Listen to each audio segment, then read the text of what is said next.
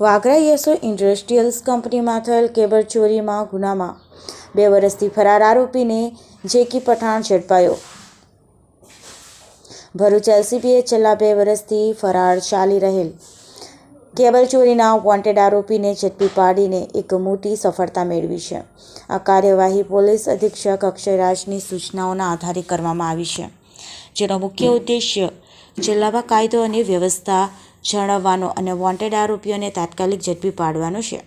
Police inspector MP વાડામાં માર્ગદર્શન હેઠળ એલસીબીની વિવિધ ટીમોએ આ કેસને ઉકેલ લાવવા ટેકનિકલ અને હ્યુમન રિસોર્સની મદદ લીધી હતી. આ પ્રયાસો દરમિયાન પોલીસ સબ ઇન્સ્પેક્ટર ડીએ ટુવારની ટીમને એક ગુપ્ત બાતમી મળી હતી કે 2 વર્ષથી કેબલ ચોરીના ગુનામાં વોન્ટેડ જાકીર ઉર્ફે જેકી પઠાણ વાગરા ટાઉન હનુમાન ચોકડી પાસે જોવા મળ્યો છે. જે બાતમી મળતા જ એલસીબીની ટીમે તાત્કાલિક વોચ ગોઠવી અને હનુમાન ચોકડી પાસે આરોપીને સફળતાપૂર્વક ઝડપી પાડ્યો હતો.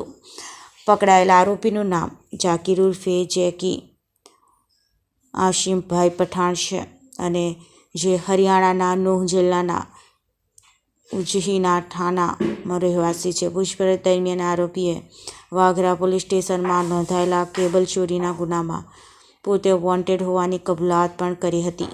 પોલીસે આરોપી વિરુદ્ધ ક્રિમિનલ પ્રોસિજર કોડની કલમો હેઠળ કાયદેસરની કાર્યવાહી કરી તેના વાગરા પોલીસ સ્ટેશન સોંપ્યો છે.